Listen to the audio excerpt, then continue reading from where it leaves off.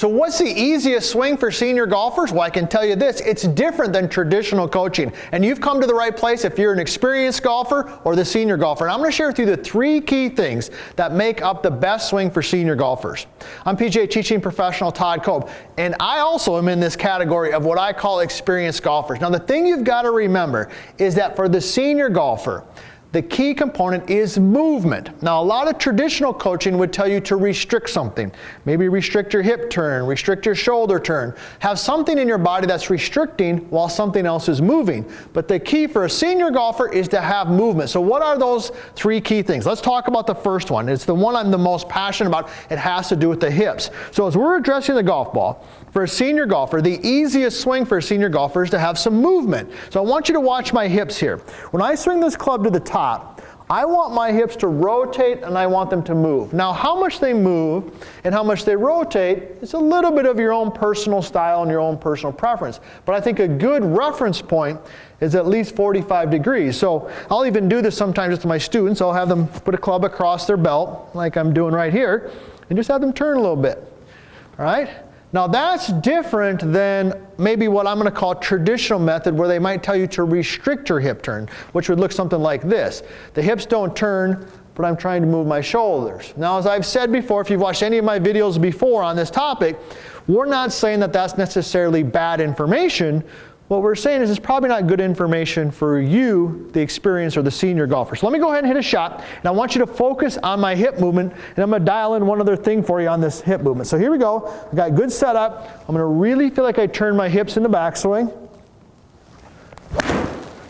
Okay, now that felt pretty good. You could see how much my hips turned and what I did there. Now, the key to doing that is the leg movement. And I want to share with you that key component before we dive into the next part of it here. So watch my trail leg. In order for me to turn my hips, right, my trail leg, for me, my right leg, my right knee, it's got to release a little bit. See that? So to me, that's where that all starts. When you keep your trail knee flexed too much, okay, if you're super flexible, that works.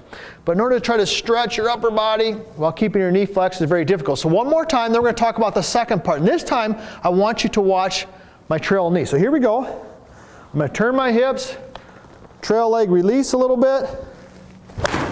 There we go. Now that was even a little bit more solid than the first one. So that's the first key component. And all of these things are built around movement. All right? The easiest swing for senior golfers is a swing that's got movement. So that's hip movement. Now the next one I want to talk about is the movement of the arms. Because there's 2 different philosophies when it comes to the movement with the arms. And like I've always said, I'm not saying this is the only way to do it. There's a lot of ways to do it. But one way to do it, which I don't think is the best for senior golfers, is for your lead arm, it's my left arm right here, to stay really close to my chest. Okay, now when the lead arm stays really close to the chest and what we might call connected, all right, what happens is the swing, unless you've got a lot of rotation mobility, watch this from face on here, the swing gets very short. Okay, no matter how much I turn, look at where this club is at. It's very difficult for me to get it to parallel to the ground, the club shaft, right?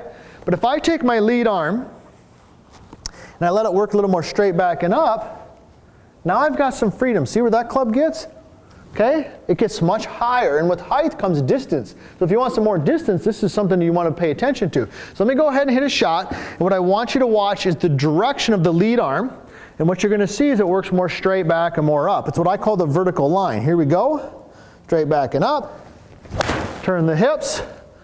That felt pretty good, all right? So that's got a lot of movement and a lot of freedom. So we've talked about 2 things here.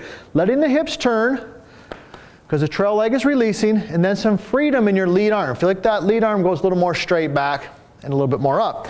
Now, the third thing here, and we talked about movement, okay, is pressure movement, or I like to call weight movement, okay? The movement of weight from side to side gives you some distance, gives you some speed. Think about anything. Think about if I'm going to throw a ball, right? If I'm going to throw a ball, I'm going to kind of step, pick up my foot, step, and come towards you right there at the camera. All right, even a baseball batter, okay, they're going to kind of load their trail foot and go ahead and hit it. Much like tennis, a lot of you might be tennis players. Load the trail foot, move to the front foot. The same thing happens in golf. And what I'm going to do here at the end is I'm going to share with you a drill to really help you with that. So here we go. What I want you to watch is some movement. So I'm going to start with a little bit of weight on my lead foot. If you've watched any of my videos, you know I like 60-40, right? 60% on the lead foot, 40% on the trail foot. And I got to tell you this, if you haven't already, hey, be sure to join the family here at US Golf TV. Be a subscriber, ring the bell, tell a friend about us, because we're doing the best we can to provide great content all the time. So here we go. I've got a little bit of weight on my lead foot. I'm going to move it to my trail foot. There it is. So the third component you got to have in the course of movement is movement from side to side, lead foot to trail foot. So I start with 60. At the top of my backswing, I'm probably, I don't know, 70, 80%. Now, of course, in the downswing, I'm working hard to the front foot. But the key is to start with a little bit on the lead, move to the trail, okay, and then move forward. So those are the three components in terms of movement for the senior golfer. What's the easiest swing for you? It's got movement. We've got hip movement, we've got some lead arm movement, we've got some pressure movement. Now, how do we tie all this together? What are we going to do when we head to the golf course? Well, I'm going to share with you, you might have seen this drill before if you're a follower of us here at US Golf TV, is our right, left drill. Okay, here's how it works. This ties all of these things together. All right, so here's how it works, face on. When I swing the club to the right, I say in my head, right. That means the club moves to the right, my weight moves to the right. And when I say left, the club moves to the left, and my weight moves to the left. So look something like this. Here we go. Right, left, right, left, right, left. Now I'm going to go ahead and hit a shot, and I'm just going to repeat that phrase to myself, but it's going to be a little bit quicker. Here we go. Right, left. Now, when you move like that in continuous motion, the club will move the way that you want it to. So, the easiest swing for the senior golfers is different than the easiest swing for a young golfer. These couple tips right here are going to help you make an easy swing no matter your age.